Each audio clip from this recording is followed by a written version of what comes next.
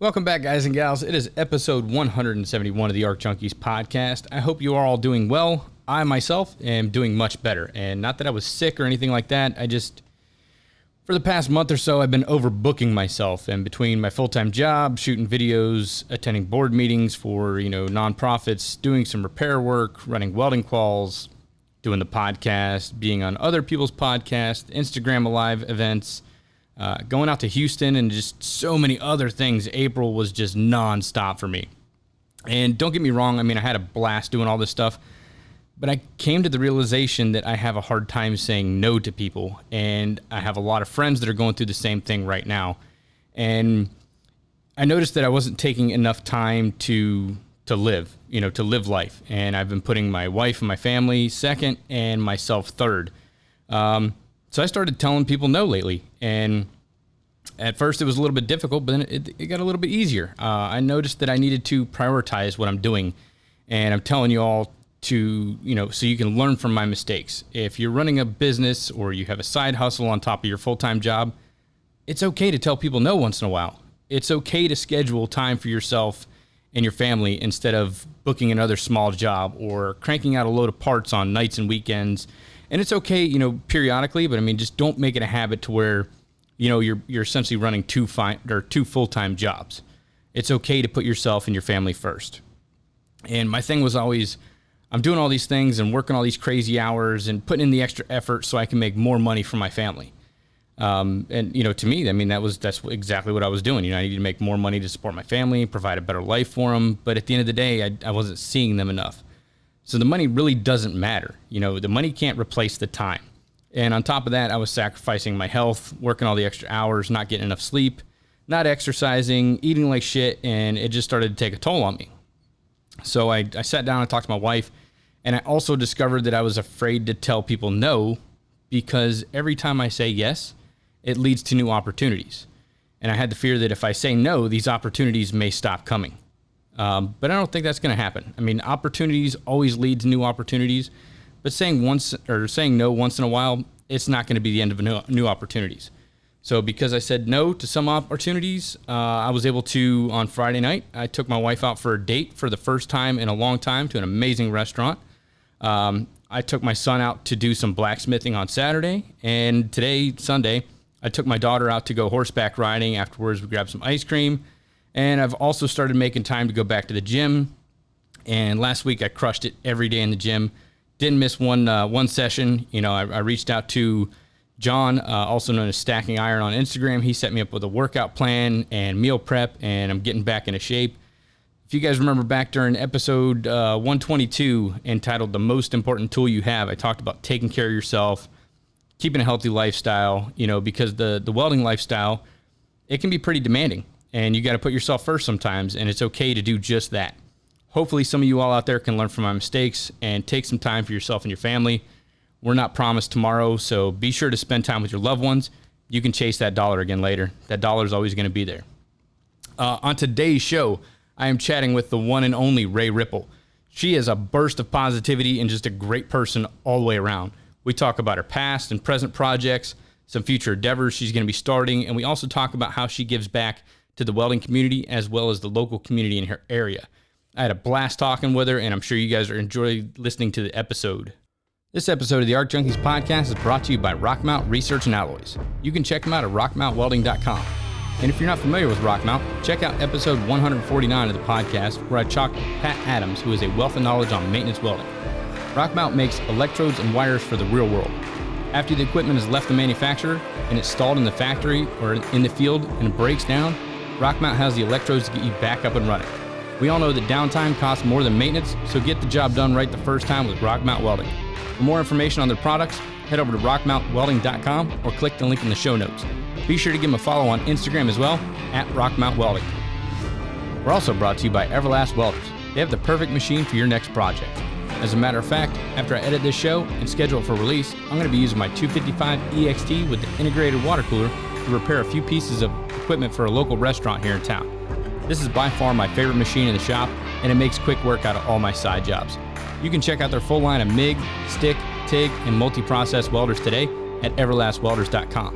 And don't forget to use Arc Junkies in the comment section to get a free Nova foot pedal and TIG torch when you buy any machine that comes with a stock foot pedal and TIG torch. While you're there, make sure to check out the new Nova wireless foot pedal and get in on that pre-order pricing for just $329. We're also brought to you by Fronius USA, and for the month of May, they're running a special deal for listeners of the Arc Junkies podcast. Right now, when you buy any Trans-TIG 170 or 210, you'll get a free phaser welding helmet with your purchase when you go to shopweldingsupplies.com/Arc Junkies and use Arc Junkies in the discount box at checkout. That's a $290 value. These machines boast a 40% duty cycle at maximum output power, and the inverter technology will actually compensate for voltage fluctuations when your input voltage is too low. This is a great feature for when welding out on the go and have access to less than optimal on-site power. And we all know that when welding on-site, your nearest power outlet is never where you need it. Well, not to worry, because with the new Trans-TIG, you can run up to 300 foot of extension cords without having to worry about tripping breakers or affecting your output amperage. You can run both DC TIG and stick functions on this machine, and yes, it'll run 6010 as well. Weighing in at just 216 pounds, the Trans-TIG is highly portable and ideal for mechanical contractors, maintenance welding, and those working in the food and beverage industry.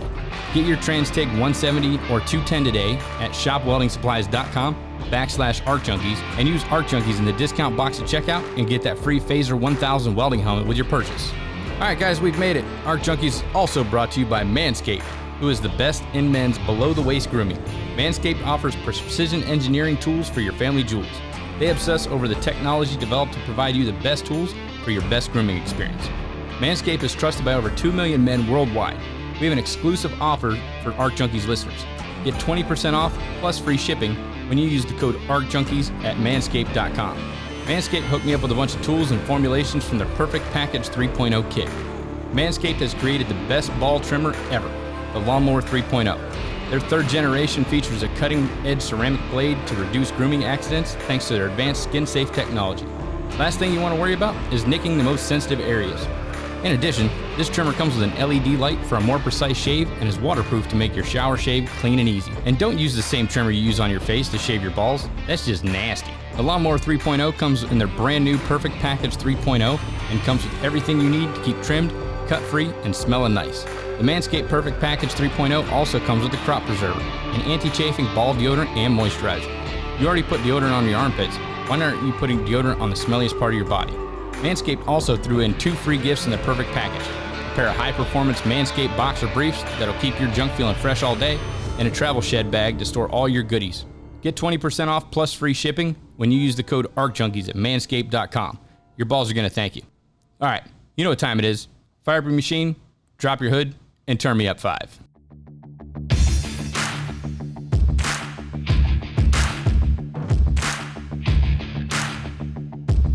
You're listening to the Arc Junkies podcast.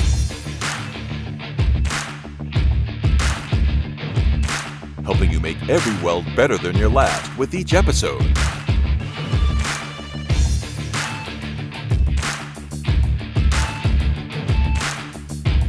And now your host, Jason Becker.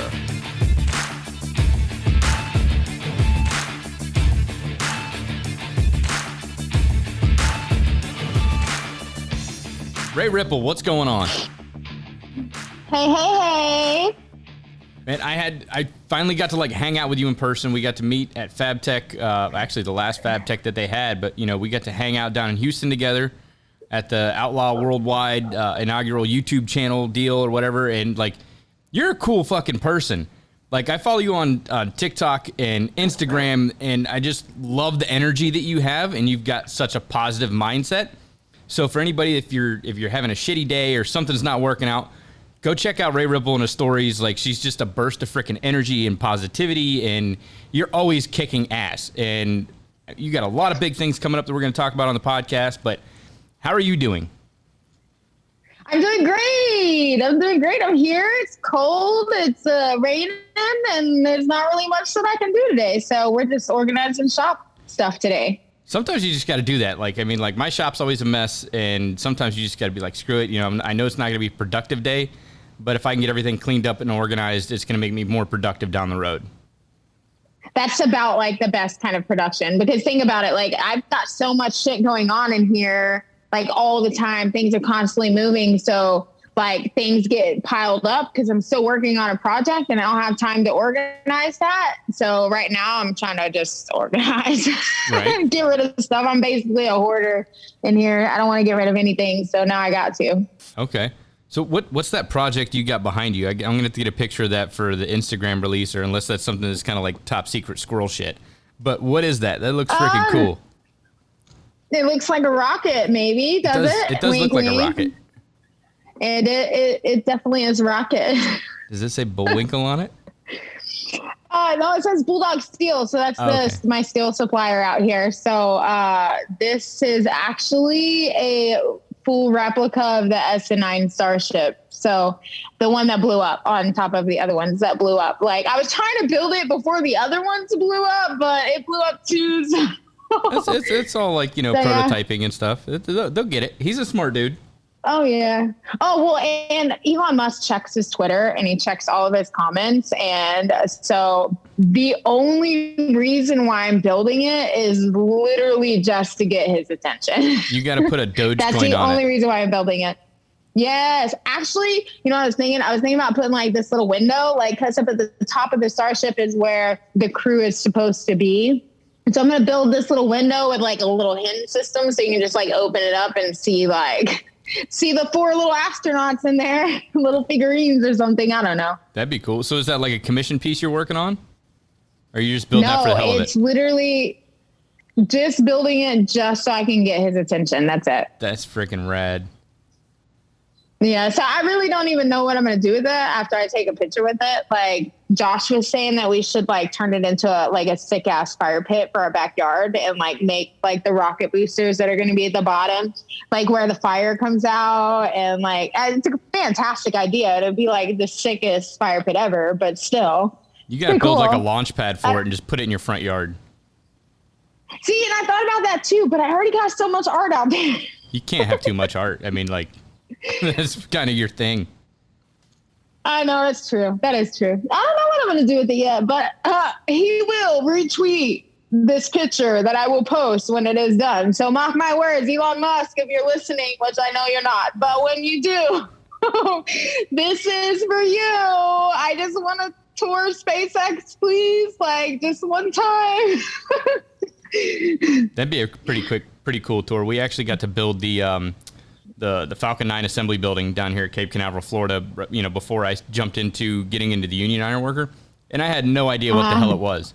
Like, we're just building this big thing. We're out there on Cape Canaveral putting this together. It's like a 60,000 square foot building. I think it's 65 foot tall, double insulated. I'm like, what the hell is this? And like, we got to see the rockets come up and they got to take it apart, put it together. It was cool as shit.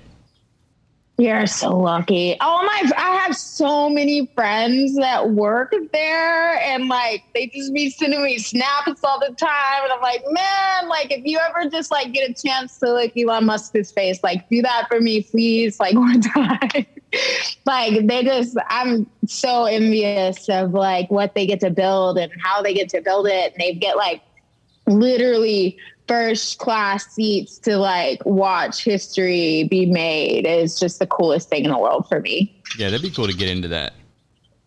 Mm-hmm. So how did you... Heck yeah, so that's what that's for. Okay. How did you go from... Because you were a fighter before.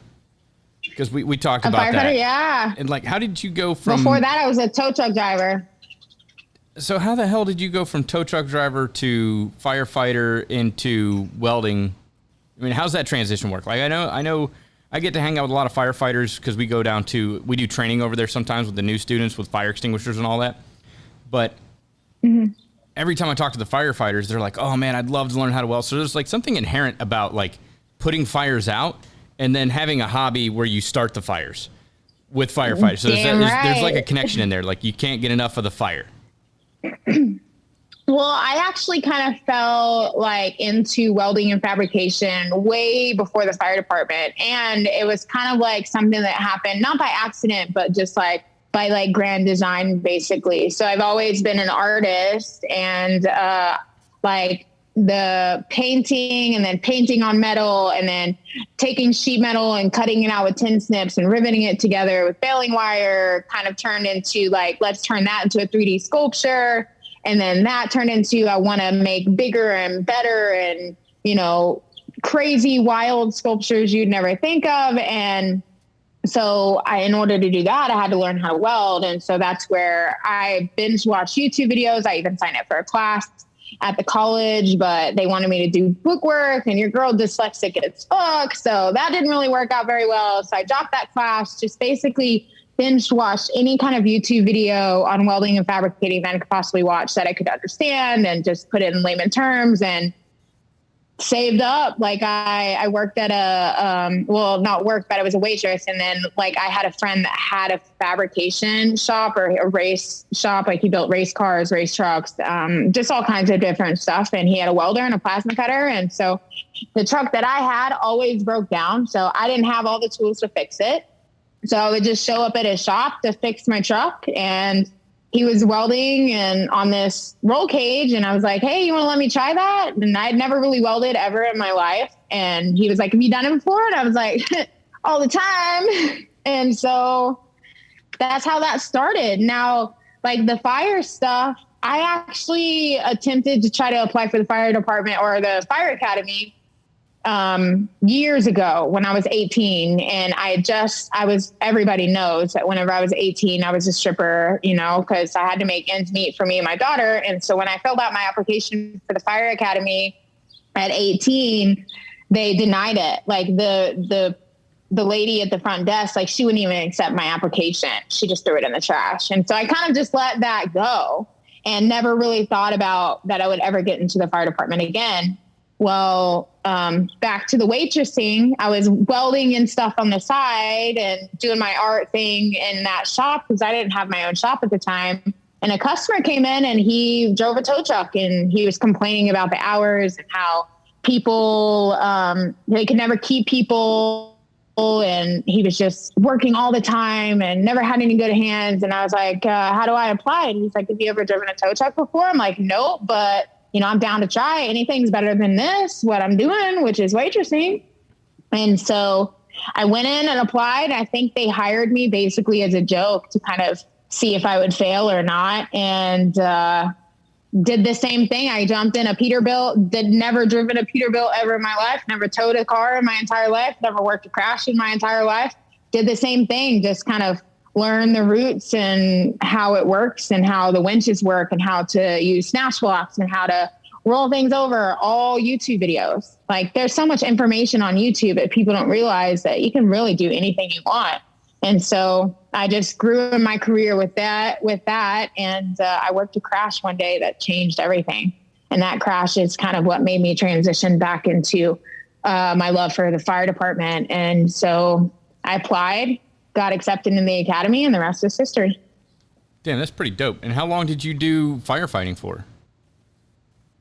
Only for a couple of years. Like I was still just a rookie, and I kind of like bounced around. So I never really got super settled into the department outside of rookie status, basically, before I got presented with an opportunity to do art full time.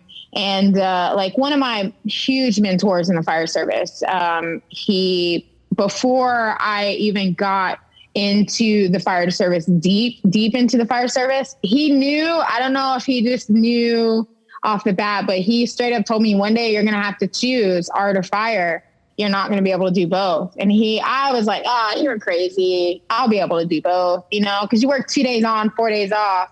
There's no reason why you shouldn't be able to do both. And he was like, I'm telling you, one day you're going to have to choose. And lo and behold, I picked up a project that I couldn't, the pay was just amazing, and I couldn't pass it up. And there was already a bunch of stuff that kind of went on there in the fire department that was kind of pointing me in the direction that I needed to do art full time. And so I left and been doing art full time ever since. So what was that first project you worked on that kind of caused you to shift gears and get into artwork full time and understand that, hey, this can be a viable source of income, and I can do something that I love every single day when I get out of bed?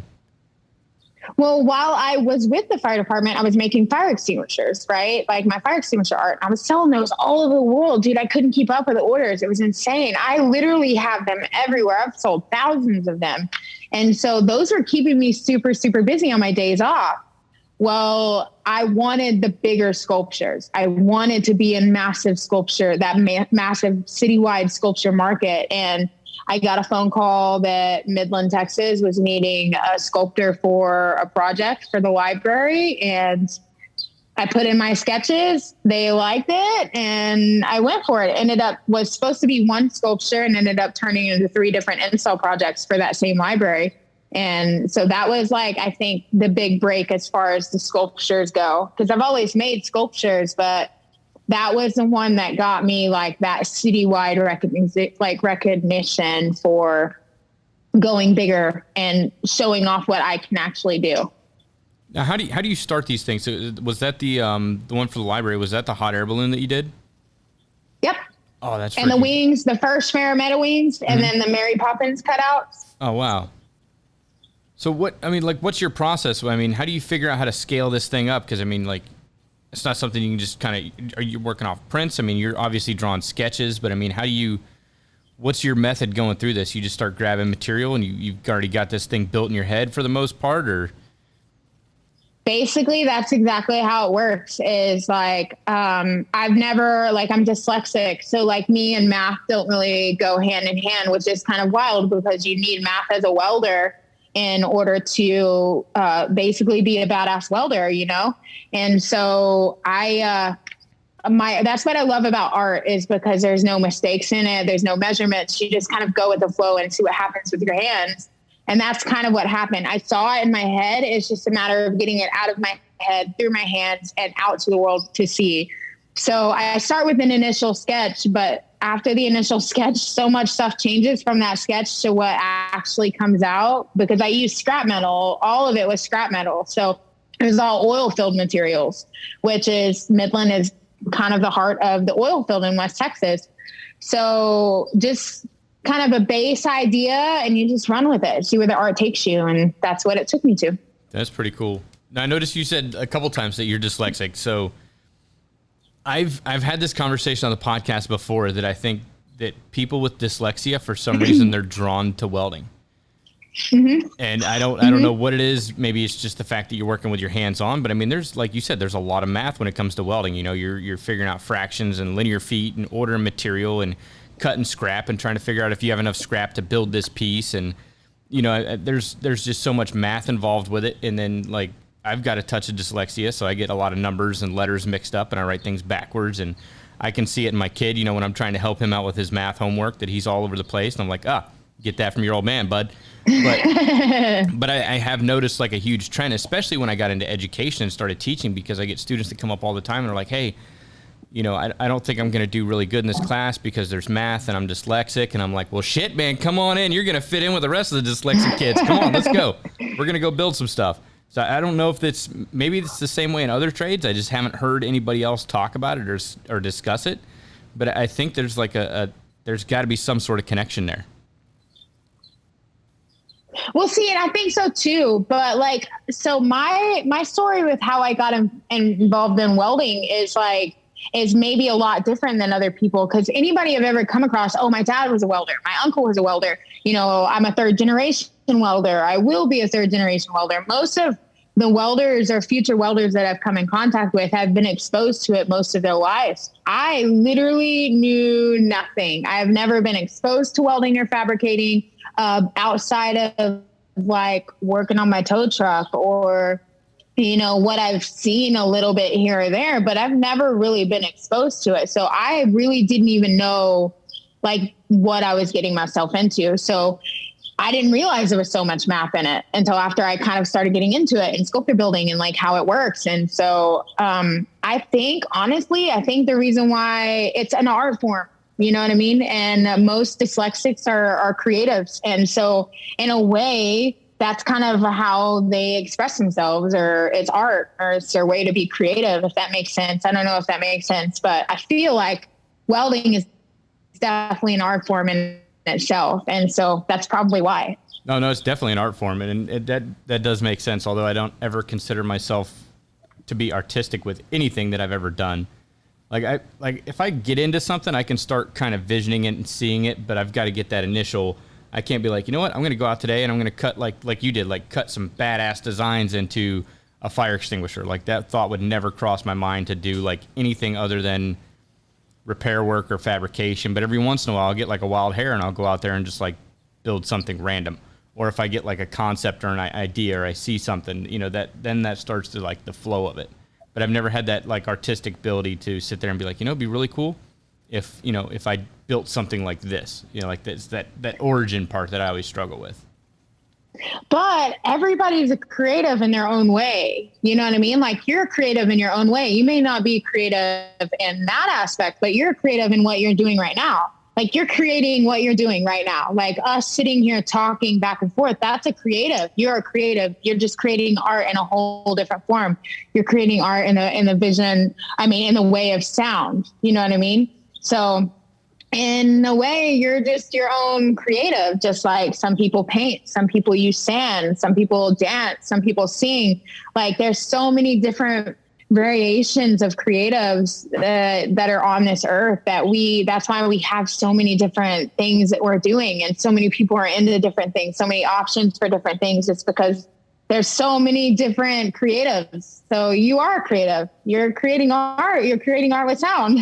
I've never even thought about it that way. I'm like, no, I'm just going to like get on the, you know, microphone and spread some hot air and see how it goes. Just breathe into the mic. not quite that basic. I mean, like, you know, a little bit, but, so with yeah, you really are. Definitely. Thanks. Tell me about the truck that you did, because like the Apache truck, like where did those designs come from? And then I also want to talk about a little bit about how much shit you got for cutting that truck apart. Oh my God. I'm always catching shit for everything. So anybody that knows me knows that I'm just the queen of just catching shit. Like I got 2 baseball bat, mitt, whatever the hell they are, gloves that I just catch it all day long. But so the truck, it's kind of funny. Like I've always wanted to cut up a truck, but I've always been too poor to buy one that I can cut up. And so I was going to go to Mexico, and all my friends were like, don't do that by yourself. And so I really wanted to. I just wanted to kind of get away and see stuff, see the world. And I came across this truck. I had posted basically kind of like, not an ad, but on Facebook, hey, looking for like an older Ford or older Chevy pickup that like just been sitting. It doesn't have a title, no motor, no nothing. Like it could be falling apart basically for what it was, because I didn't know what I would get myself into cutting it up too. I could have completely ruined it. You know what I mean? Which some people think I completely ruined it, but this wife messaged me and she was like, hey, I got this. And, if you want to come and get it. Like the only thing is you got to get it out of here before my husband gets home. And I was like, all right, touche. So I'm on my way. And so I went and picked it up, and, basically what I was going to pay for my ticket to Mexico, I traded my ticket to Mexico for that. And I couldn't have been more happy with what I did. I mean, and then right after that, the pandemic happened.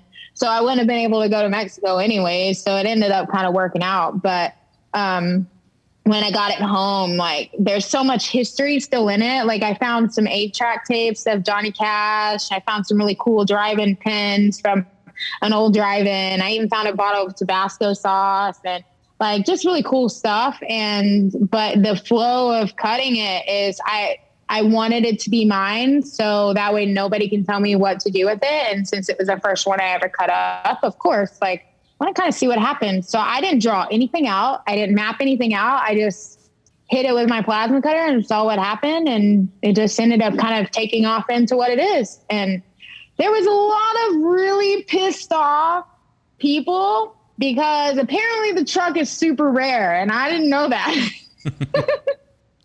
So, well, sorry. My bad. My bad. But it didn't have a VIN. It didn't have nothing. So, and the body was in just such bad shape. I had to burn off so much damn Bondo on that thing. Oh my gosh. Sitting outside with just my torch and watching this Bondo fall off. I tried to like grind it off at first and it was creating all this dust and it was just like going everywhere. I was having such a hard time with it. So I put out this mass call on Instagram. It was like, does anybody know how the fuck to get Bondo off? And somebody was like, use a torch, burn that off because it's plastic. Worked like a charm. So like just heating it up and hitting it with a wire brush, or? No, you just burn it. It literally just melts right off. Okay. I've never melted Yeah, it Bondo. just melts right off. It's kind of cool. I mean, it catches on fire and then it literally separates from the metal and it just flakes right off. It's pretty cool. Oh, that's pretty slick. So, Life yeah, hacks, and there's the a ton of it on it. Yeah. There's a lot of it. So yeah, it was just more just free flow, just see what happens, you know? And it ended up turning out freaking fantastic because now I'm on my second one. No, it looked bad as hell. I mean, it looked freaking awesome. When I seen you cutting into the truck, I was like, holy shit, what is she doing? And then like I seen what you were actually, because you were doing like little stories of it on TikTok and all that, and I was like, that's actually pretty freaking cool. But like I didn't realize that you didn't draw everything out first to kind of get an idea, wrap your head around what's this going to look like, and then take the plasma to it. But I mean, just going at it freehand, that's pretty freaking cool for as awesome as it turned out. And I love, like, freehand plasma cutting is like my bread and butter. Like, I love welding, fabricating, and sculpture building, but there's just something, it's just like drawing. I don't know how to explain it, but it's literally like drawing. And like the fact that you only get one chance to cut it. Yeah. That's it. Just once. After that, if you fuck it up, you fuck it up. You have to start all over. But with that truck, you can't start it over. Like, there's no fixing after you cut into something like that. There's no fixing no magic eraser for that one. No, so it's almost like exhilarating too, because you're like, you basically get one shot to do it right, and if you fuck it up, there goes that truck. So are you like, when you're doing this, are you like kind of on edge the whole time, or is like your anxiety going through the roof, or is it pretty much just like natural free flowing? You're kind of in your own little world and just going at it. I'm just basically in my own little world. Like, a lot of my art is created with music, which is kind of funny. So like I end up. Yeah, I usually listen to, like, my art comes from, like, emotions or, like, shit that's going on in my life. So, like, here's, like, a little bit of, like, my batshit crazy side. Like, because all artists are a little crazy. And so, like, if I'm going through some shit, I usually bang it out in art. And so, like, I'll even listen to a song on repeat for days, sometimes weeks, to stay in whatever that emotion is. So that way it continues to keep flowing the way that it's flowing. But if I was to change music, then my pattern flow would change, if that makes sense. So I just sit there, I put my headphones on, listen to my music, and just go with it. Don't really think about it. Like, you can't like think too hard. You have to just kind of let it go. You know what I mean? Right. That's one of the questions that I asked Matt Adams with Red Soul. He's got like this company that he does like artistic furniture and everything for like Nordstrom's and all that. He's up in like Seattle, Washington. Is if, you know, the music that you're listening to has an impact on the work that you're doing, like your artistic flow and like, you know, the type of music that you're listening to. Like, I'm very similar in the same way as like, you know, depending on, you know, what type of repair that I'm doing, or, you know, what I'm working on or fabricating at the time, I've got like a different either genre or specific group that I'll listen to while I'm doing specific things. Mm-hmm. So do you have like, it's crazy how it really works like that. Do you have like a go-to playlist? You're like, okay, you know, today I'm cutting up on the Apache, you know, I got my plasma cutter here, put in my headphones, and I'm going to listen to fill in the blank. So my playlist is very bipolar. I go everything from Hans Zimmer. Like, I love classical music. My wife loves Hans Zimmer. I love Hans Zimmer. So it'll go anywhere from like Hans Zimmer to like Cardi B or Ariana Grande. Sometimes it's like 80s rock. I'm going to listen to Journey and like, you know, Pat Benatar or like whatever. It just varies. And then there's some like where I'm listening to straight Nirvana or, you know, punk rock music, or like, it doesn't really matter. It really just depends on like, is my mood pissed off? Like, do I want to destroy the world, or am I sad? And like, I just kind of want to be in my feels for a little bit. Am I in love? Or, you know, different things. Like, I have this motto that like art is best created whenever you're either falling apart or falling in love. And that statement is super true. And so the music kind of insinuates that and like fuels that in both categories. And so that's where the art comes from. That's pretty music. Cool. Do you listen to instrumentals? Do you listen to instrumentals at all? Oh, all the time. All the time. Like movie instrumentals for like movies are my favorite. You've got to check out, there's a band called This Will Destroy You. Check them out on Spotify. that's like my go-to. If I'm doing like some TIG work or something like that, or something very intricate, that's what I put on. That's it, and it gets in my head. And for some, like when I was doing, it's like we talked about being dyslexic. That was like the one thing that when I had to take my math classes for school, when I was working on my degree and stuff, is that's what I would play. I would put on This Will Destroy You, put my headphones in, and my buddy Josh, who's very, very, very artistic, very dyslexic. He does all the topiaries and stuff for Disney. And like I walked in one day and I was like, what the hell are you listening? What is this? And like ever since then, I've gotten into it. But like if I can't focus, if I can't concentrate, I put that in my ears, and it's like boom, super focus. It's crazy how music does that. It's insane. And you know, like a lot of my clients too, like they all have different stories for what they want. Like whenever they're commissioning me a piece or whatever, and I want to be so in tune with what they are. Cause like naturally I'm an empath. I love people. I love their stories and where they come from, because I come from a really fucked up background. And so like people's stories and how they got here really intrigues me. And it really intrigues like my art process and like what kind of sculpture or whatever it is that I'm creating for them. So like I have them tell me the whole backstory, basically from front to finish. Like we like are on the phone for hours, or we just sit and talk for hours. I just want to gather basically all the information that I can.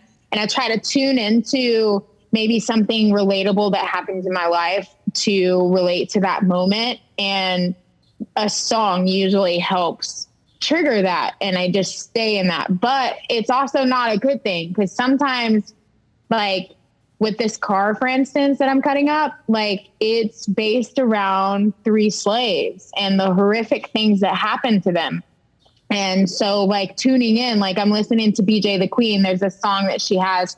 I forget the name of it. It's called March 23rd or something, or Monday, March 23rd or something. Don't quote me on the song, but the song is about how she was sexually assaulted.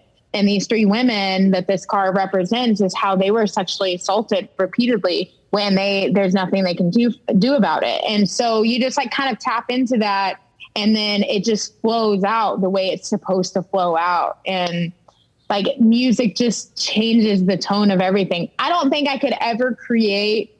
I can't say that, because actually I did create without music one time in my entire life. And it's going to be later. Y'all see it in a few months whenever it drops. But that's the only time I've ever created without music, which was so weird for me, like super, super weird for me. So at that point, like you have to like really get into your head to dig out some of the things that you got to get these sculptures done. So it's crazy. That's insane. I love it. So that's the car that you picked up in Alabama? Yep. Okay. I was wondering what the story on there, because you said that she's such a powerful person, and you know, like I was waiting for the story on that one. So the story behind it, I can kind of give you like a little rough story. With everything that's going on in the world, we have so much chaos and so much shit going on in the world, but also some of our history needs to really be rewritten, because there's so much stuff that happened behind closed doors. And seeing that in Montgomery, Alabama, like really changed my mindset and my perspective on history as it's written today. So without going into like Supergirl detail, because it's about these 3 women. There's a statue monument in Alabama, and it's of this dude. His name is he's nicknamed the father of gynecology. Well, the reason why he got that title is because he captured 3 slaves and basically just did all kinds of medical procedures on them, and without anesthesia or anything. They just suffered like 18 surgeries on one girl. Like these women endured so much pain just to build the medical field and gynecology that we have today as women, but they don't have any recognition. Like they don't get, their names aren't there. Nothing is there to represent what they went through for this man to take credit, not hating against men by any means, but for this guy to take credit for what his work created for our medical system for women today. And so instead of giving that dude the attention that he gets, these powerful women in Montgomery was like, fuck that. Let's build our own monument for these women. And so the car is actually going to be the entrance piece for these new monuments that are going up in Montgomery. Oh, that's fucking awesome. It's super cool. It's like, I mean, it's like, I'm not really, I kind of stay in my little bubble here in Big Spring.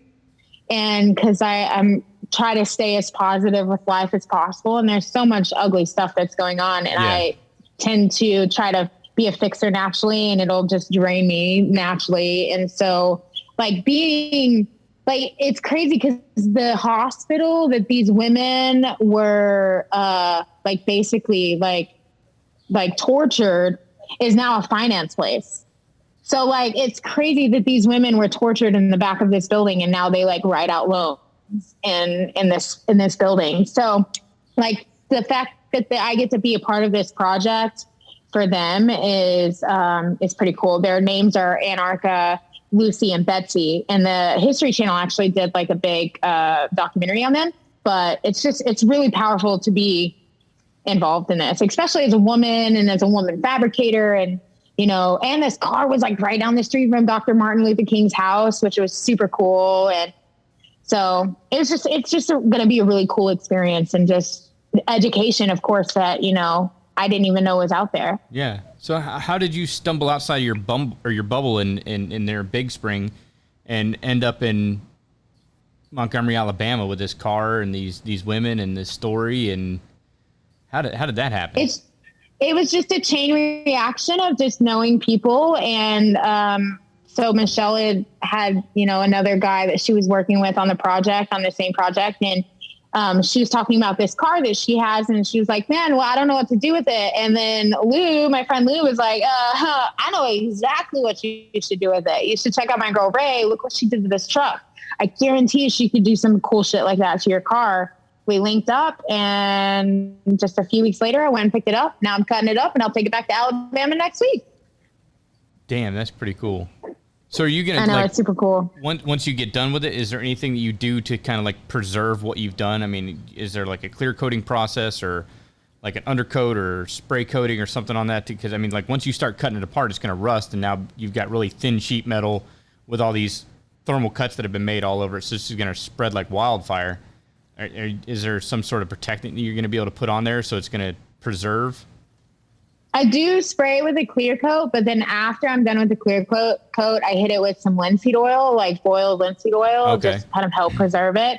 And so like I love patina. I love the natural look of patina. So Texas paint job? Oh yeah, I love it. It's like my favorite, favorite. The colors are just amazing. But so I just hit it with a clear coat, and then I go over it with a boiled linseed oil, and then every year just hit it with another like coat of boiled linseed oil, like with a paintbrush, and they holds it pretty good. Okay. So where did the truck end up? In my front yard. Oh, nice. It was actually, okay, it's kind of a funny story. So I got into my very first art gallery with this truck, and it was supposed to go to an art gallery in Lubbock on the 24th, but then the women's motorcycle show hit me up and was like, hey, can you make trophies? But also, can you bring the truck and like show it? And I was like, fuck yeah.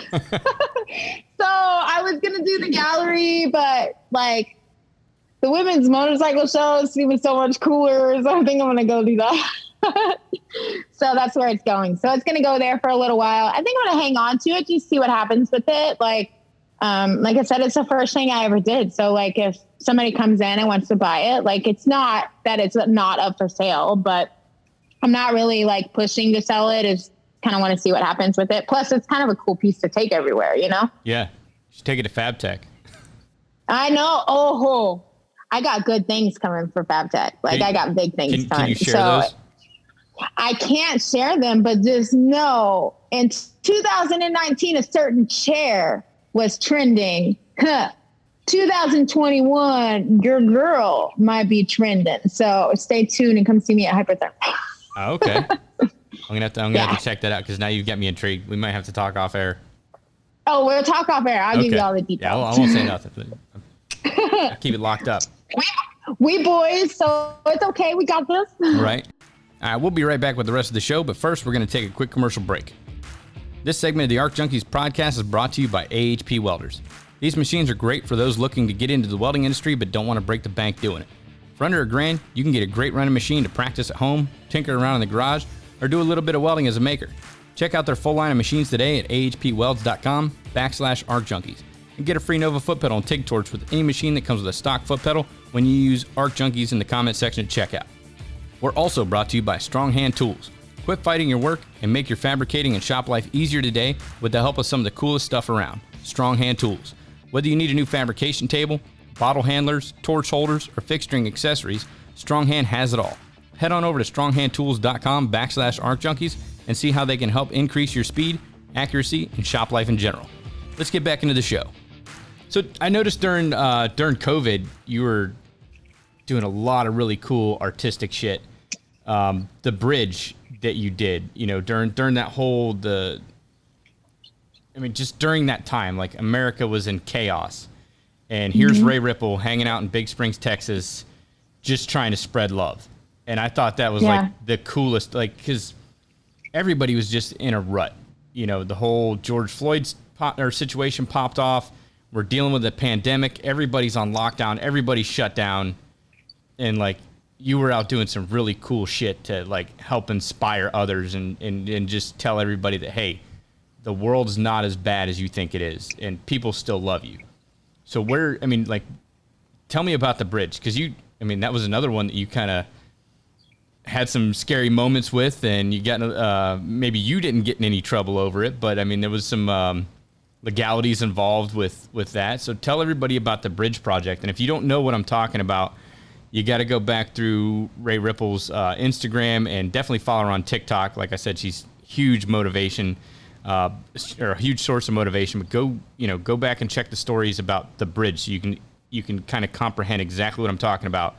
And then think of it, from viewing it a year ago, because it was right about this time last year that you put that up. Yeah, I did. And it was literally right after the murder of George Floyd. So what happened basically is I've been trying to paint this bridge for a few years, and but the city we live in the oil field. Nobody cares about art here. You know what I mean? I live in literally the worst place in the world to do art, because nobody cares about it here. And so I've been trying to get the city to let me paint this bridge for quite some time. It's condemned. It's been hit by a train 3 times. So you can't even drive over it anymore. It basically just sits there and it rots. And, I'm watching all these videos, all these crazy ass videos of people getting their ass beat almost to death in the streets. People walking around with guns, there's just the riots, the businesses, even black businesses were being raided. People were setting fires, and I was watching firefighters respond to these, and people throwing bricks through their windows and then being targeted and shot at. And it just I felt with my platform that I had a duty to try to do the best that I can to spread a message of love. And so that's where the bridge came from, except for I still didn't get permission to paint it. I did get permission to paint it, but it was because I basically forced the city to let me do it. So I was going to just sneak up there and paint it because I had a harness. I've got certifications for this stuff. So it's not like I'm just climbing on the side of a bridge without training. We have rappelling training and all that stuff for the fire service. So, and I had a 3-point harness and I had help. So me and Josh were just going to go up there and I was just going to paint it in the middle of the night. We had CB radios. We are on, the police scanner. We could hear if somebody called us in. We were going to set up this whole operation, but I got mamas in my life. I don't have a mama, but I got all these little mamas everywhere. And all of them were like, no, you need to do it the right way, blah, blah, blah, blah, blah. Well, look what the fucking right way got me. So yeah, they were like, you need to do it the right way, blah, blah, blah, blah, blah. So I made a phone call to the mayor. We're not super close, but we're friends. And I was like, look, Benton Bridge, I'm just letting you know I'm going to get up there and I'm going to paint it. With or without your permission, because this is a message that needs to be put out. We need more love in this world. And that's the only thing that's going to get us through this is by loving each other. And right now everybody's filled with hate. And so if you whether you like it or not, I'm doing it. And he was like, no, don't go to jail. Like, you got good things going. Like, you're going to get arrested for, destruction of public property, blah, blah, blah. I'd get arrested too, because it's above the railroad tracks and you have to have a working permit to work over the railroad tracks, especially when the railroad is still active. Because that's federal. And he was like, let me see what it's a pretty big deal. It's kind of a big deal. So just a little bit. So, he made a few phone calls, called me back, and he was like, so can you be there at like 5:30? And I was like, yeah. He goes, but the kicker is you only got 3 hours to do it. And I was like, fucking bet. Why? And he was like, the railroad, I guess, supervisor, manager, whatever their technical term is, he's going to be out of the office until about 8:30 or 9. So if you're going to do it, you need to get your ass up there and do it now. And I was like, on my way. Went up there. The first couple of letters went great. Then I got about halfway through, because each platform, it was like, I'm not even gonna lie, I was scared fucking shitless. Like, I know, like, I kind of put off this, like, I'm a bad bitch, you know, whatever. But like, I was scared as fuck. Like, I'm not even gonna I'm just gonna let you in on it. So there was like platforms on the bridge. So like each platform was like so many feet across. And then you get to the middle and it's like 12 feet across. So it was like 9 feet. There was like a 9 feet gap, another 9 foot. And then there was a 12-foot gap, and there was a 9-foot platform, and then another 9. Like, that's how it worked. So you couldn't just stand down there and do it. Like, you had to like put a board basically over each platform so you can walk across this board to get to the next platform. So right after I got through with the big part of that platform, like that space in between platforms, which was 12 feet, my board barely fit across it. And so I got it pulled. As soon as I got it pulled over to the platform and started painting, Josh yelled, "There's a fucking train coming." And all I kept thinking about was like, this fucking bridge has been hit like 3 times, you know, it's condemned by these trains. So I'm like, oh, well, this is it. This is how I'm going to go. I'm going to die this way. And so he's like, just sit down and brace yourself. So I did. And this train's hauling ass. It's probably going 70 miles an hour. And it goes right underneath me. It was so close to the platform where I was sitting. The entire bridge was shaking. It was so close to that platform that I could have actually like taken my foot and hung it off the platform. It would have hit it. Like, that's how close to that platform it was. Damn. So me being scared out of my mind, like, I'm freaking the fuck out thinking I'm going to die. Like, this is how I'm going to die. Like, this is it. This is it for me. My life literally flashed before my eyes. Like, it was crazy. After the train went on, I immediately panicked and was like, I'm done. Give me the fuck up. I don't want to do this anymore. Like, I'm fucking done. I'm like crying too. Cause when you go through something like that, like, it's not fun. It's kind of like a near-death experience. Yeah, it was definitely a near-death experience. And Josh, being Josh, I love his heart so much. This is the first time this man has ever screamed at me for any reason.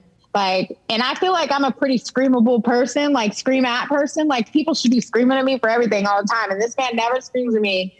He screamed at me. He's like, fuck that. You came here. You're going to fucking finish it. You're not going to fucking give up. You fucking worked so hard to get this, to do this. Like, get your fucking ass up, pull your shit together, and you're going to fucking finish it. Do you understand me? I'm not letting you up. And I was like, okay. So I got up and I like started moving along. I picked my, gathered my thoughts. I was good. And then all of a sudden, here comes another train.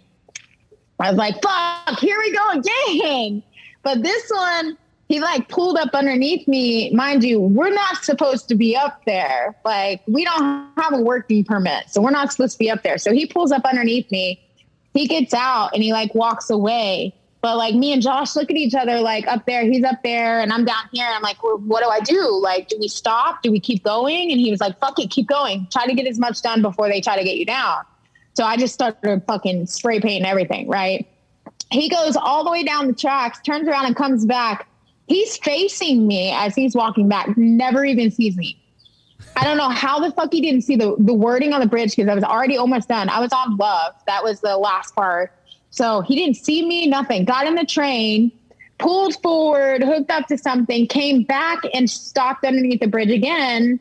But this time his window was facing up towards the bridge, right? So I just kept on painting. And then I looked down and then he did this double take, like, what the fuck? Because he saw me out there at that point. And so I just went shh and put my finger in front of my mouth like that. And he was like, he gestured. I didn't see nothing. Pulled forward, got into his other lane, had to change little lanes, got pulled over into his other lane, threw me the peace sign out the window. I blew him a kiss and he just kept on going and never got caught. And then so after we were done, like, I just felt like I did it. Like, I mean, I know a lot of people aren't like Christians and don't believe in God, or maybe you do believe in God, but like, you know, I grew up an atheist. And so when I gave my life to God, like, that's kind of why I do all the things that I do, is because I feel like sometimes he speaks to me like, this is your time. You need to do something about this the best that you can. And so God told me, like, when God tells you to run through a wall, you run through a wall. And he told me to paint a bridge, and I painted the bridge, and like, I left it at that. And so after I was done, like, I felt like I did what I needed to do to use my platform to raise awareness for love, which is what we needed. And man, the hate that I got from that, it was insane. Like, people were sending me death threats. People told me they wished that I would have fell off the fucking bridge and died. Really? Or got hit by a train. Yeah, dude, it was crazy. Like, it was absolutely insane. Well, then I got attacked personally, and within days it was defaced. Like, people were trying to repaint it and put "I can't breathe," and like, it turned into a whole shit show. But anyway, so that's on a whole nother note, but it was really powerful to paint it. And the fact that, like, I got to go up there and do that in the name of love, basically trying to spread a message of love. I'm okay with it. Right. So that was kind of like some bucket list type shit you had going on there. Well, it was going to say something else. It was going to say something else a long time ago, but with the wake of everything that was going on, I changed it. It was going to say the world needs more love. And that was years ago. And then I changed it to you can't defeat love, because realistically you can't. Like, no matter what anybody says, like, you can't. And so that's why I changed it. Right. And I mean, you still have the same message up there today. Is it still up there standing? Nope. No? It was repainted. Yep. Some bitch. The city took it down. Lame. Because it sparked a lot of conversation, which is exactly what it was supposed to do. It was supposed to start a conversation, and that's what it did. And so the way I look at it is, it's still up there underneath that other paint. And who knows, maybe one day I may get a little froggy and be like, I don't know what happened. Somehow it got repainted. Yeah, somehow it just, I don't know. Don't ask me, copycat. I wasn't there. Yeah, maybe it's somebody else. Who knows? We don't know. Just don't put it on TikTok this time. You'd be all good. I know, right? So, yeah, it was a great experience, though. I would do it again in a heartbeat. And I actually did that. I painted the bridge right before I left to go film Monster Garage. Like, literally days before I left to go film Monster Garage. That's what I wanted to talk about next. What was that whole experience like, going on and, going on Monster Garage, building some cool shit and getting on national TV? It was cool. Like, there was a lot of things I didn't necessarily agree with, but would I do it again? Fuck yeah, in a heartbeat. I got to weld in the same building and under the same roof as Jesse James. And regardless of who he is as a person, bucket list, check. So I feel like that's one moment in my life that I can definitely take with me and be proud of. Yeah. I mean, it's not every day you get to, hang out with Jesse James and then get put on Discovery Channel and, be in a nation. Well, actually, it's an international show. Well, and it's crazy too, is like, everybody made such a big deal about the exhaust, right? I don't know. Did you watch the episode? I have not seen it yet. I haven't had cable in years. Oh my God. I'm trying to scam it or stream it, but I can't figure out where to get it. Discovery's got that shit on lockdown. I know. If you ever do get to watch it though, you're going to be like, what the fuck? Knowing who I am, right? And seeing what I do and what I can create, you're going to watch it and be like, are you serious right now? Cause so in the show I cut an exhaust, right? I wanted before we started filming, the producers sat us all down and was like, hey, do what you want. Don't go back and watch the show and wish you would have done something different. So I took that shit serious. So I like, we had to cut the exhaust off and like rebuild it, and which didn't take very long at all. Well, we braked for lunch and I had this exhaust tip and it was fucking massive, right? And so Terry, which was on my team, he was like, dude, you should like totally cut the Monster Garage logo in it, right? And we were on lunch, so like we weren't even working on our build at all. So we went in there. Mind you, the rules changed about working on shit that's not on camera. It changed after this moment. So while we were on lunch, we went back, we ate, we like shoveled our food in there and went in there and like kind of was making a mental checklist and kind of working on little things here and there on like what we were going to do when we got back to filming. So I had this exhaust and I didn't want to take up anybody's time or the build's time. So I saw the Monster Garage logo on the wall and I was like, fuck it. I'm basically a human CNC machine. Let's fucking cut this shit. So I cut the Monster Garage logo into the exhaust, right? Took me 10 minutes. If you put 5,000 degrees on exhaust for 2 to 3 hours, it's just going to fucking melt. Right? So took me 10 minutes. Well, when I got down to the last couple of letters of the garage, which is just writing, they came in there, they saw me doing it and took it from me. It was like, you're supposed to be doing this shit on film. And I was like, well, I didn't know. I didn't want to take up any of our build. And so when we came back to film, they gave it back and wanted me to finish it. Well, then they turned it into this whole shit thing that it took me 2 to 3 hours. And then it was 3 to 4 hours to finish it, but it took me 10 minutes. Like I even thought about cutting an exhaust and timing myself in my shop and then uploading it so people could see that. But fuck it. You know what? People know me. People know my skill and they can see what I do. So I ain't even tripping. Right. And they showed that shit like 15 times. So you can talk all the shit you want. It was played like 15 times. So, and you showed it right before you blew that motherfucker up. So I'm winning at life right now. There you go. So has that like spawned anything for you? I mean, have you picked up side works or other gigs or opportunities that kind of came from getting in front of a large audience? No, not really. Like, I mean, everything that I built myself. And so like the show is just another little checklist, like of things that, you know, I did that. I got to do that with Jesse James, you know, so not really. That's still pretty cool. Did you pick up one of his 1911s while you were there? His what? His 1911s? No.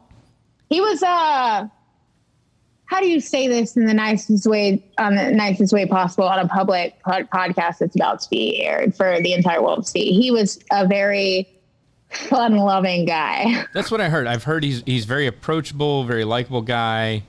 Sure, definitely 100% approachable. That's what I read on the internet. When people... And yeah, everything he loves on the when internet people is true. approach him. That's what I heard. So everybody, Jesse James loves to be approached. He loves his autograph to be given out. He loves pictures.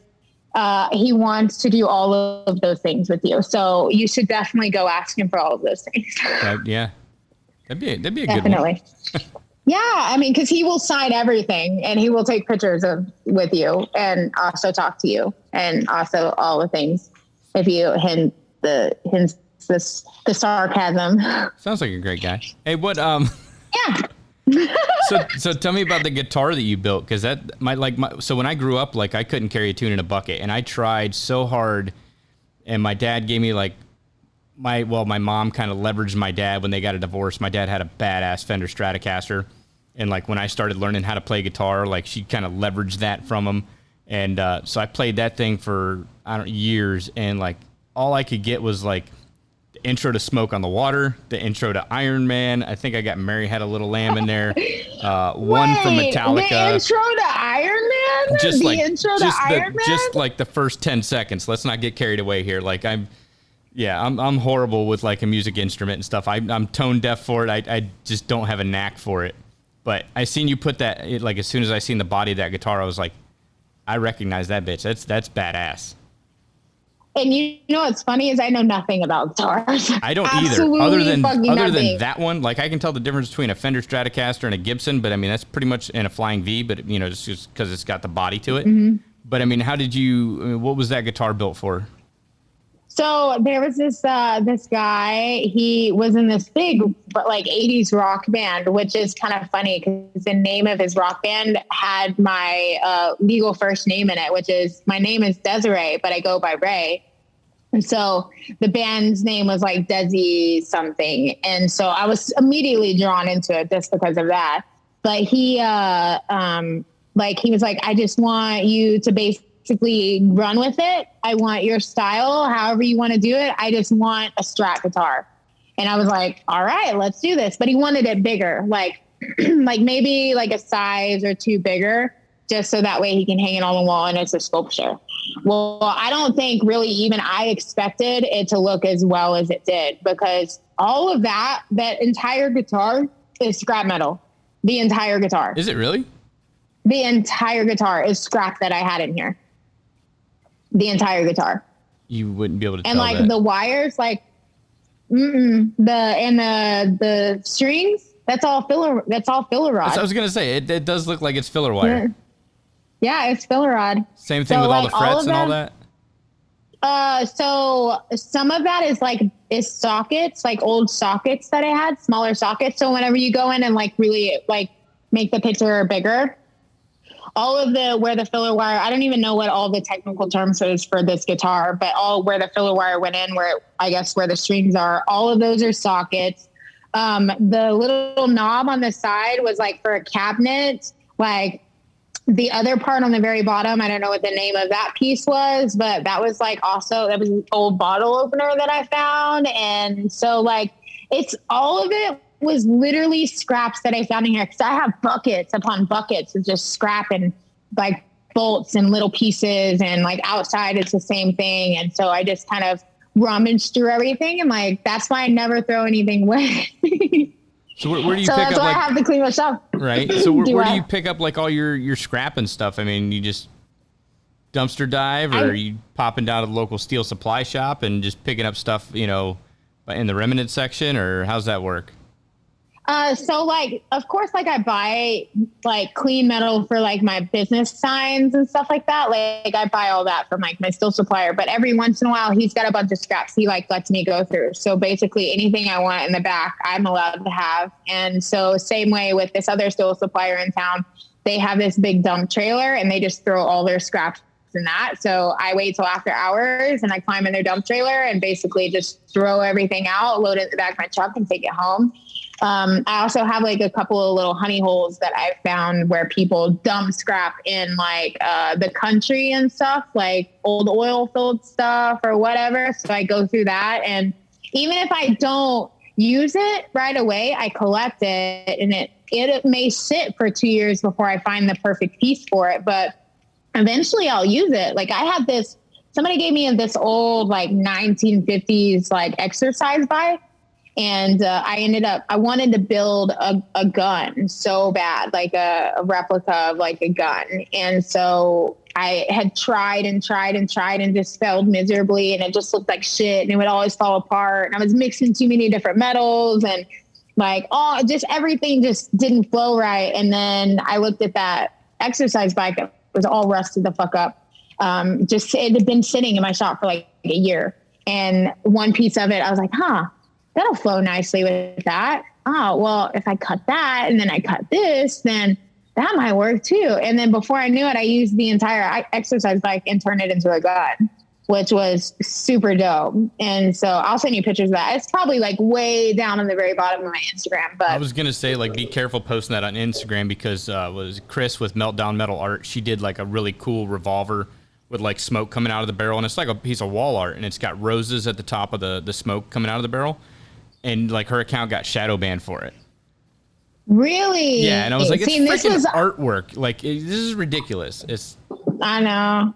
So I got shadow banned like just a couple of, what was it, like in this January? Because Josh's mom passed away from COVID in December. And so we're Texans. What do? We do gun raffles for everything. Mm-hmm. And so that's what we did. And I posted it. And it actually flagged my account. Like I couldn't even like comment or post or nothing for like forever, just because of me reposting hosting a gun raffle, but that gun was made like probably 4 years ago or something. It's like way down there in the bottom of my Instagram. And it was like before all that political shit started happening on Instagram and on Facebook. So it's still there. Damn. And then you kind of, you teach a little bit on the side too, right? Yeah, I do. I actually just taught a guy today how to weld. This is pretty cool. I just got a new welder, and I didn't really know what to do with my old one. And so this guy, like, I don't know what it is about this guy, but like, I'm just so like infatuated with him and his story. And he went to prison for really, really bad stuff, but he has stage 4 cancer. And so he's any day, you know, and one of his dreams was to learn how to weld. And I actually just found this out like a few days ago. So he just came to the shop today. So since it was raining and all that stuff in between, I gave him that welder, my old one, and I taught him how to like basically just run it real quick. So that way he can kind of take it home and learn how to do his own thing. So I did that today, but I run a class, a small class, and it's called the Be Your Own Hero class. And it's aimed towards girls of sexual violence. So they don't get certification. So it's not like your welding academies or any of that kind of stuff. Hell, half the time, like, I don't know everything there is to know about welding. It's just to teach them confidence. There's something about playing with fire that makes women build this inner confidence within themselves. You know what I mean? Like, if I can fucking burn this rod, like, I can do anything. Like, so, and it's like more teenagers and like younger adults that are victims of sexual violence, like that have been raped or they're in the foster care system, or mothers, young single mothers that haven't necessarily had the right cards dealt for them. They come in here and hang out and teach them a little bit of fabricating and teach them how to like change their oil and how to change a tire and how to do basic house maintenance. So it's like a class that does everything.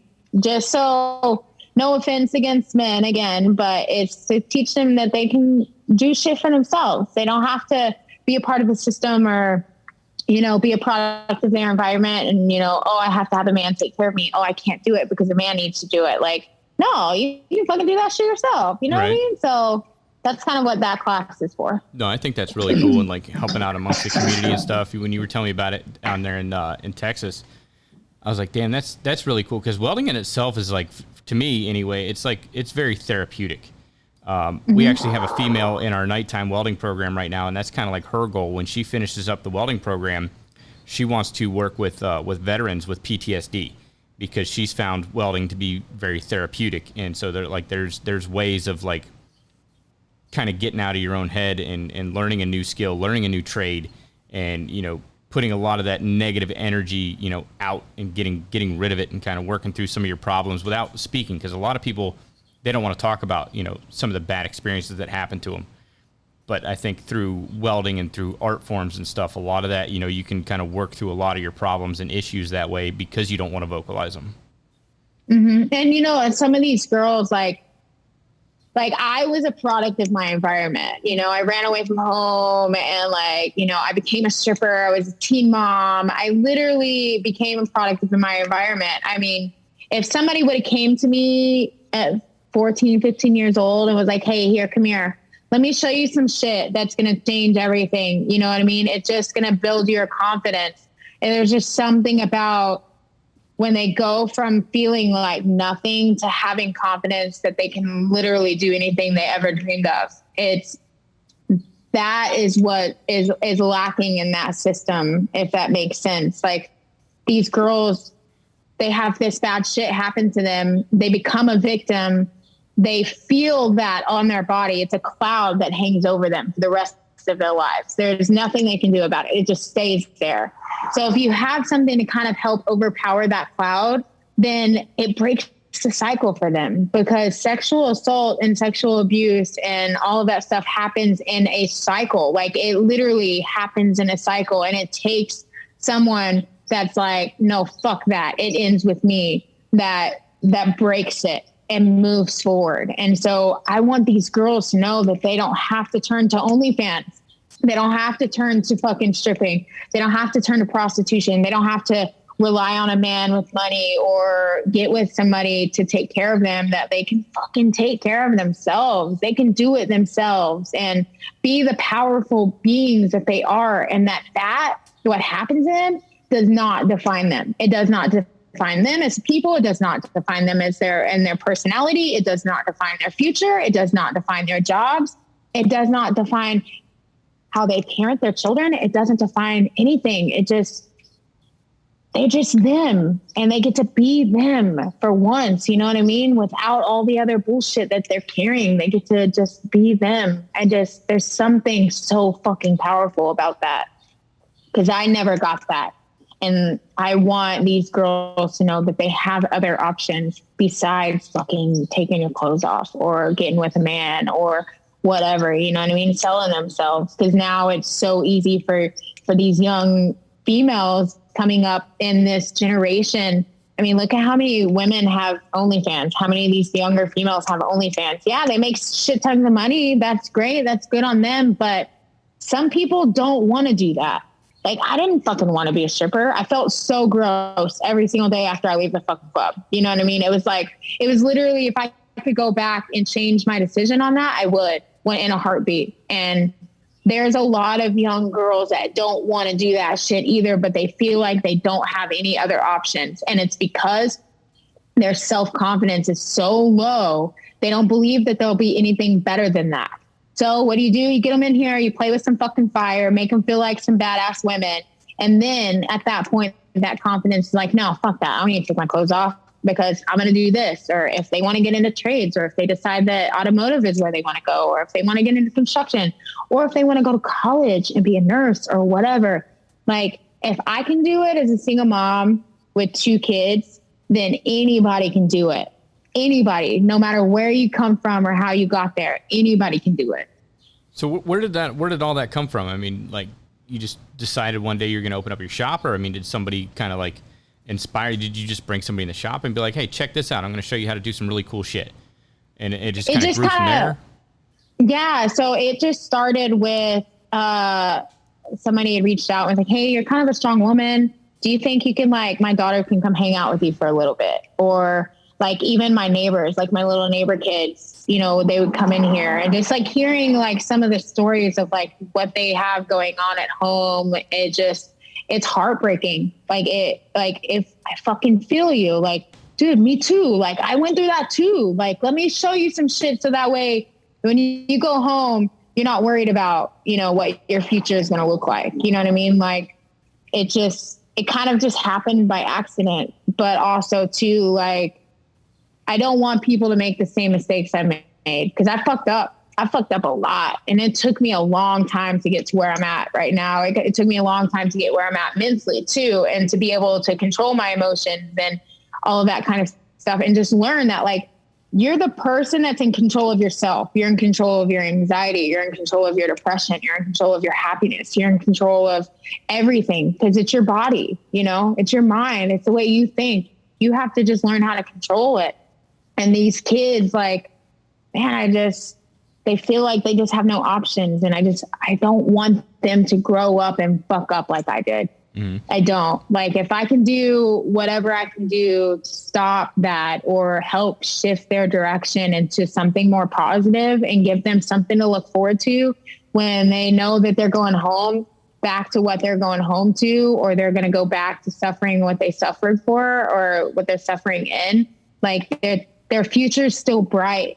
You know what I mean? Like, the past is the past, and what you're going through right now is temporary. That everything you're going through is temporary. You can push past that. You can push past that, and you can have a bright fucking future and be somebody and find love and find happiness and all of the things. And I'm not talking about love within another person, like love within yourself and happiness. And like, it takes somebody saying you're enough. You know what I mean? And that you matter. And nobody did that with me. Not a single person. Even still to this day, people tell me all the fucking time, I'm never going to make it. Like, sit down and watch this shit. Yeah. Because, yeah, so it's the same thing. Like, my whole life I've been told I'm trash. My whole life I've been told I'm never going to make it. These kids, same thing. They're always being told they're never going to make it. They're not good enough and they're not worth it.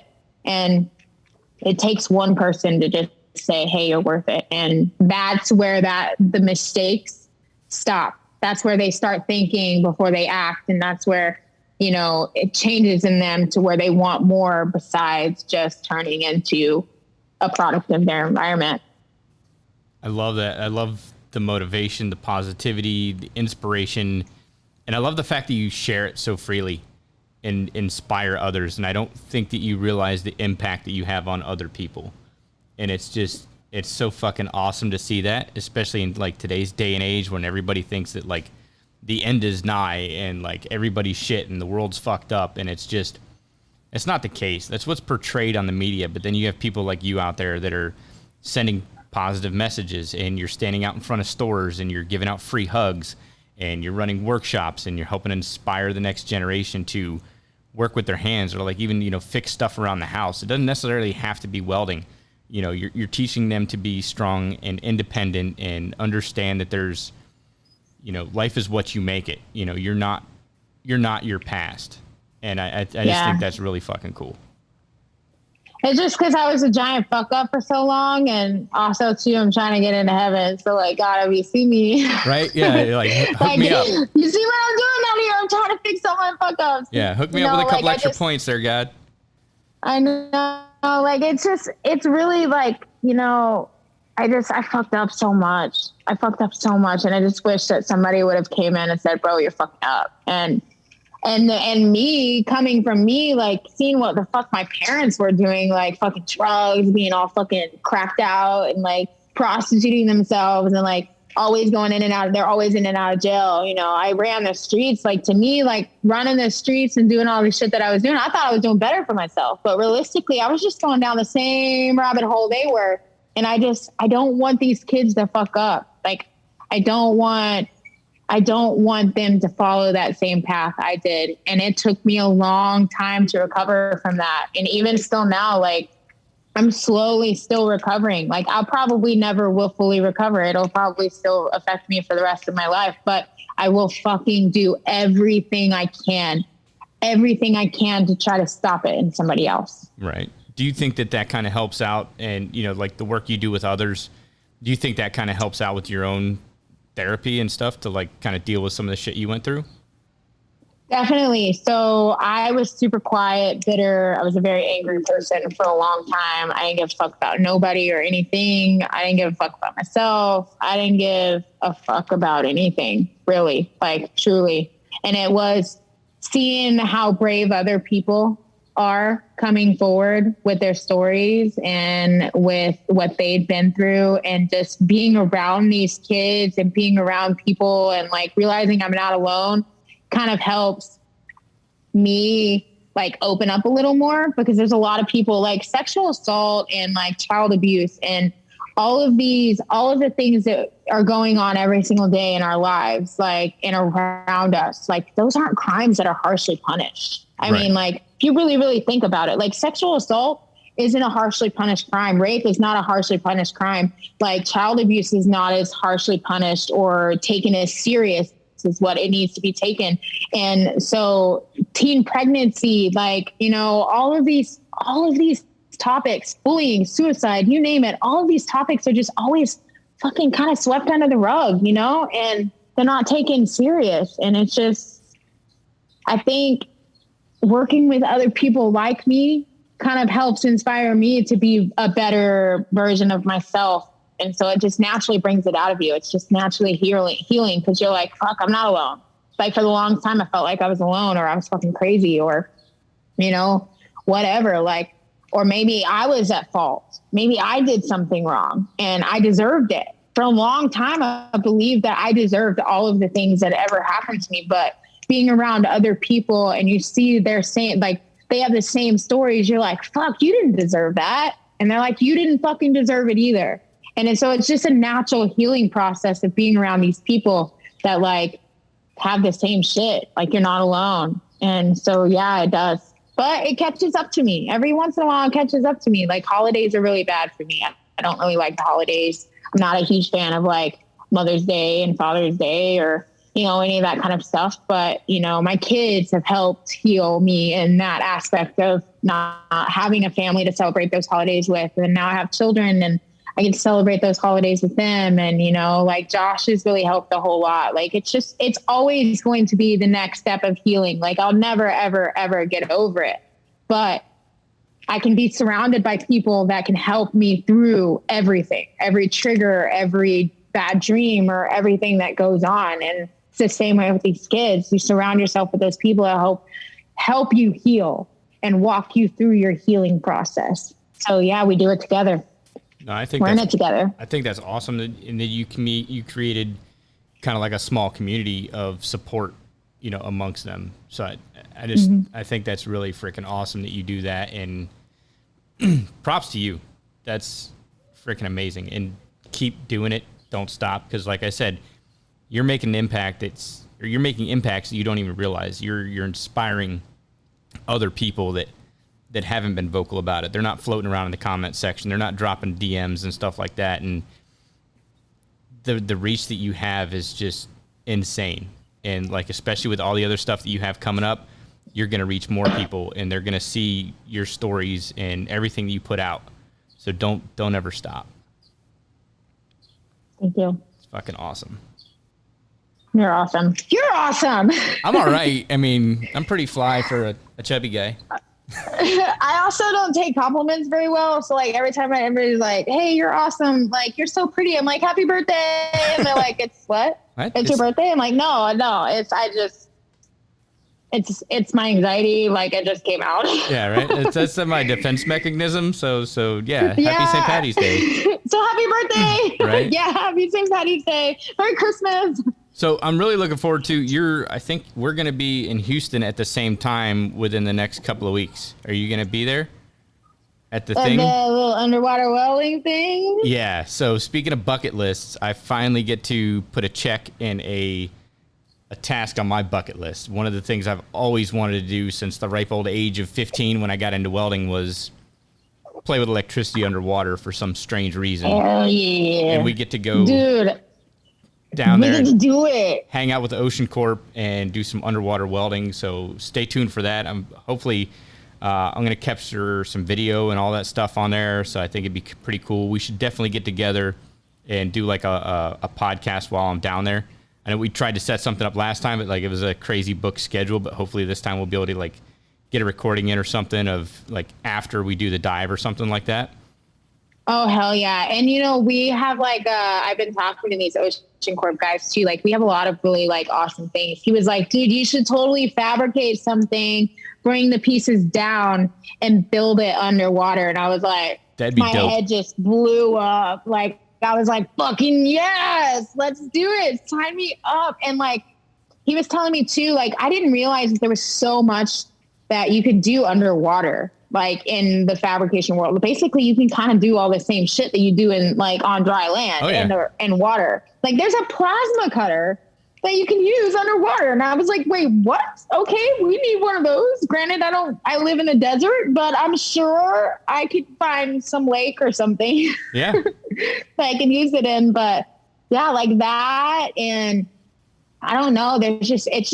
It's so fucking cool. It's so intriguing. And I did it when we were in Huntsville. Did you go to Huntsville? I did not go to Huntsville. I didn't get to go to that one. That one, he had a whole simulation set up, and like it was just I don't even know how to explain it. Like, have you done it at all? No. Oh, okay. No, I mean, so the closest I ever got to underwater welding is like welding in Florida in the rain. And I was like sitting on bar joists. And you get electrocuted. I was running some 6011 on some bar joists, and I lit my ass up because I had a hole in my pocket and wet gloves, and I grabbed an electrode and put it in the stinger, and it literally lit my ass up.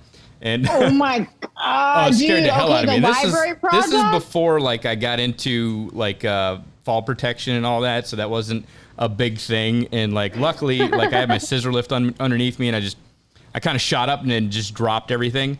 But yeah, that's insane. Other than that, I've never really played with welding and water at the same time.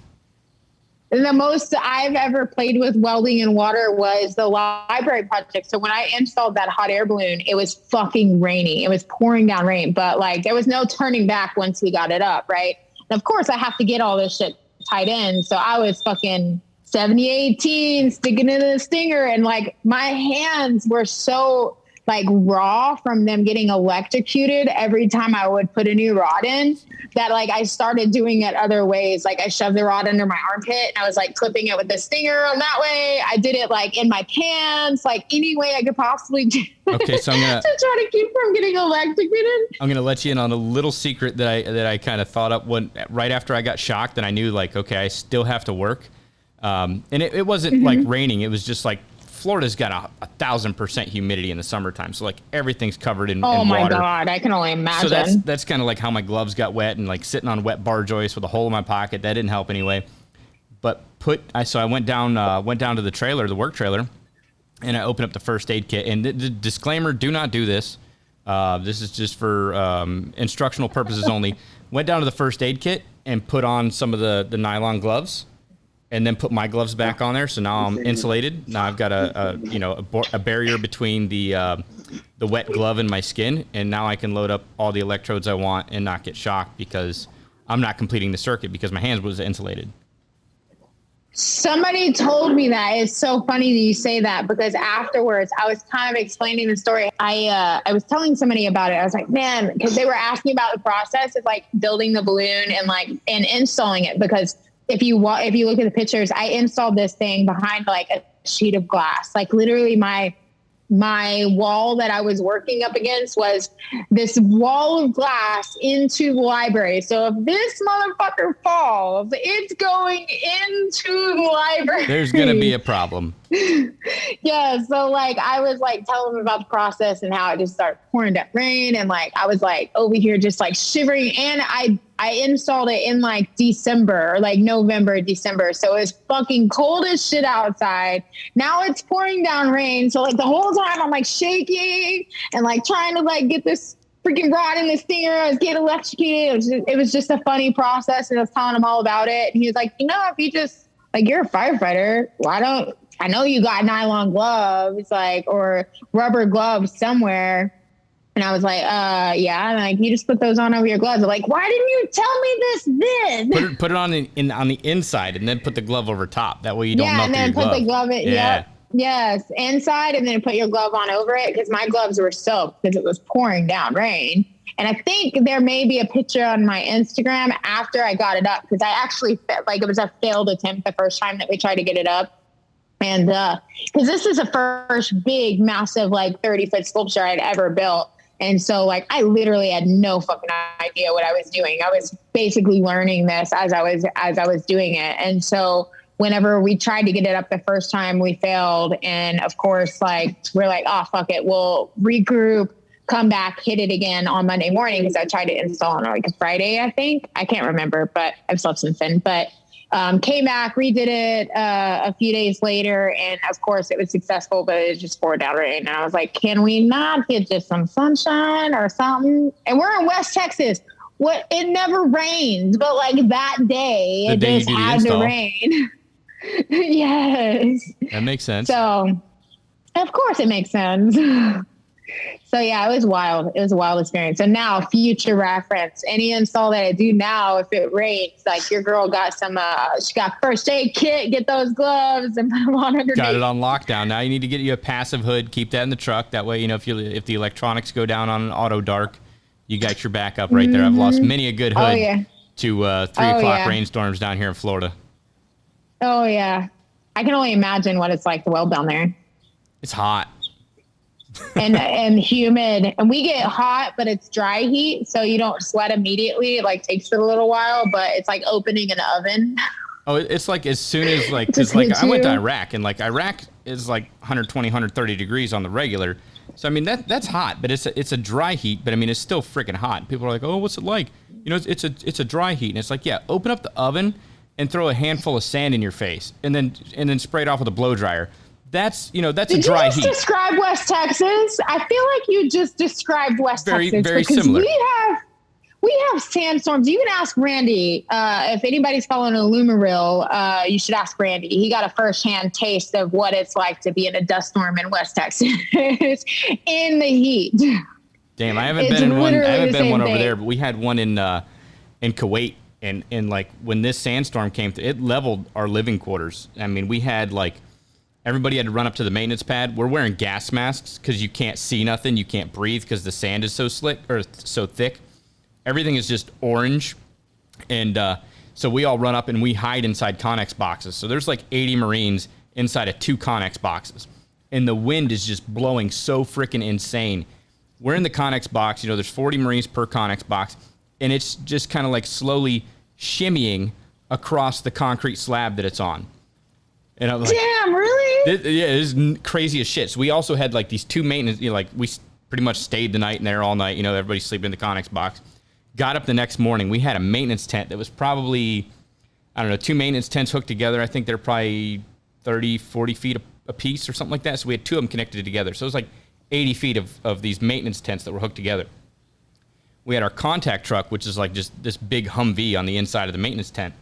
The wind came through and just ripped it. And like it took part of the maintenance tent just flew out probably like 300 yards in the desert. We found it flat as a pancake under a pile of sand. We're like, what's this green looking speck out here? And it was like, oh, the maintenance tent is underneath there. So I'm pretty sure it's still there to this day. The other half of the maintenance tent is completely flat, twisted up, mangled. It hooked to the side of the contact truck and probably dragged the contact truck about 10 foot across the concrete. Sandstorm was freaking insane. Shit. Yeah, they're wild here. Definitely not that wild. I have a freaking sea container too, so I could only imagine the wind being that strong to move or vibrate that sea container. I would probably freak the fuck out. Like it was a little sketch. No. It was a little sketch, but it was better than being in what we used to call them circus tents, because it was like these little canvas tents that the Nationals set up and everything for us. So like you walk in, it's big white canvas on the outside. You walk in and it's like an awkward teal green or like this sea blue color. Like each one was different, so we just call them the circus tents. Like you walk in there, but that's kind of where we would stay. The next morning, I mean, they were just flat. So we had to go back there and set all those stuff, because like all our gear's in there, like our cots are in there, sea bags, all our stuff, set all that stuff back up. It was a pain. It sucked. That's wild. And like our dust storms, like they're pretty raunchy, but like ours are red. Because we got red clay and red dirt and red sand out here, but it gets pretty thick out here. But we like still, us West Texans still like, hey, we'll drive through it. Hey, we're going to Walmart. Grocery shopping. Yeah, it's like Florida when the hurricanes are coming. We're all like hanging out in lawn chairs, drinking beer. Or you get the garage door open, you look outside. You're watching your neighbor's furniture blow by and shit.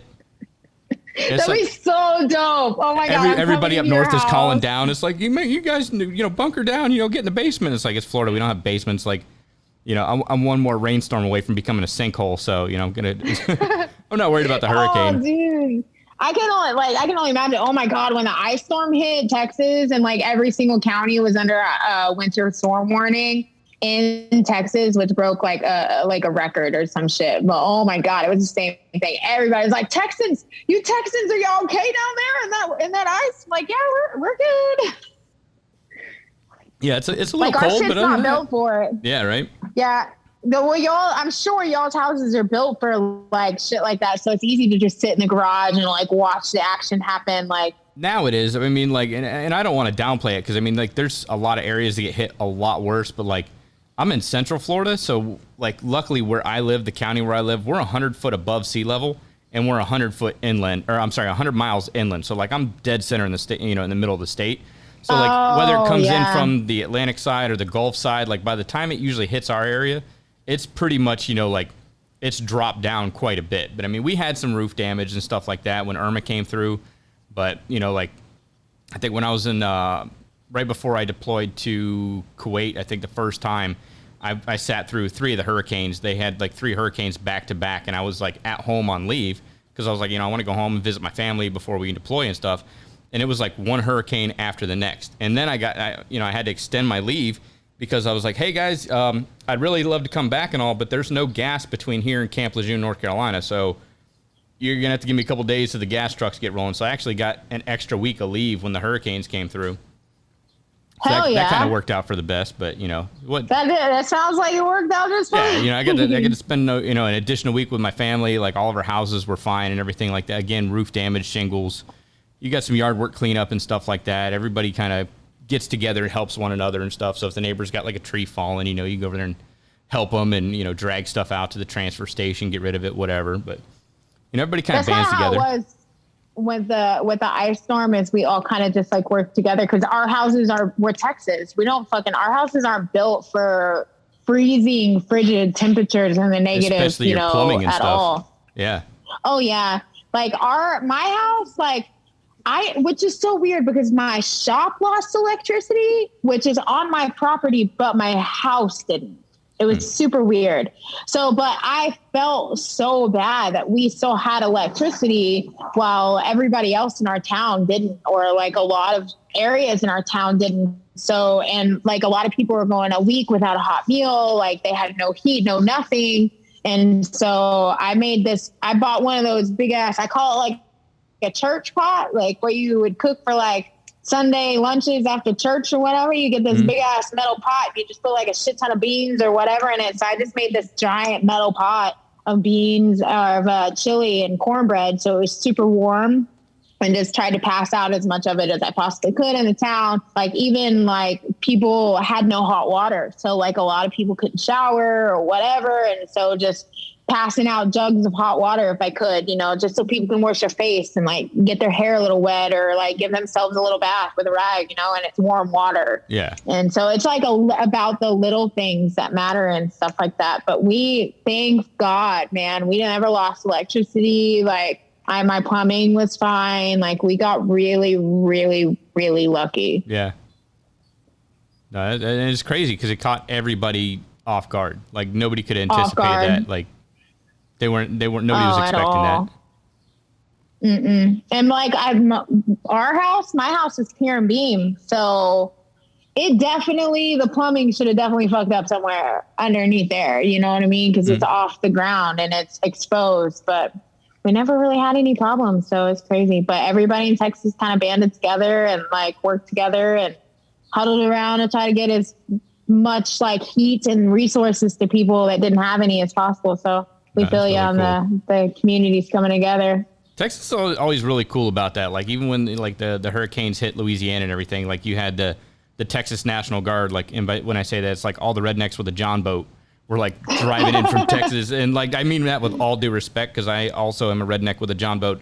I just don't have it on a trailer.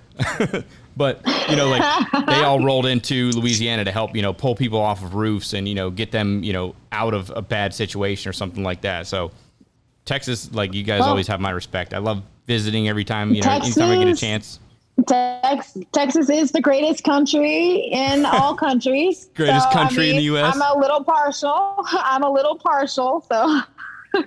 No, Texas is great. I can't wait to get back down there in a couple weeks. I know. I can't wait to see you. We're going to have so much fun. Oh, yeah. Well, Rae, I appreciate you coming on the podcast. You know, thanks so much for stopping by, sharing your story, you know, all the artwork and stuff that you do. Keep kicking ass. You're doing an awesome job. And once again, I can't wait to see you 2 weeks from now, I think it is. Hell yeah, we got big plans. And we'll see you at Fab Tech too. Yes, I'm going to Fab Tech. Hell yes, dude. We're going to have a blast because we got to make up for last year. We're not having it. Got to go hard. We got to do some big shit, big shit this year. So, but yeah, no, dude, also mad respect for you, dude. Like, absolutely love you. Like, you're everything that, like, in the welding that I want to be. I think we talked about this in Houston. Like, I strive to be on y'all's level as welders too. And so, like, we're going to take up on the swapperoo with definitely some welding stuff. Like too. I said, I'm a text or a phone call away. You got it. So thank you. Also, you're a badass too. So everybody, he's a badass. So remember that. Thanks, Rae. All right, everyone. Thank you so much for tuning in this week. I hope you all enjoyed the episode. Make sure to swing by arcjunkies.com for all your shirts, hats, and hoodies. All orders are going to come with a free Arc Junkie sticker pack. And don't forget to tune in to Weld Wednesday with AWS this week, where I chat with Erich Posdish and Monica Farr about putting your VA benefits to work for you when it comes to welding. This is a great episode with a ton of resources for veterans. So if you yourself are a veteran or you know a veteran, make sure to tune in and share this episode. Stay safe out there, and until next time, make every weld better than your last.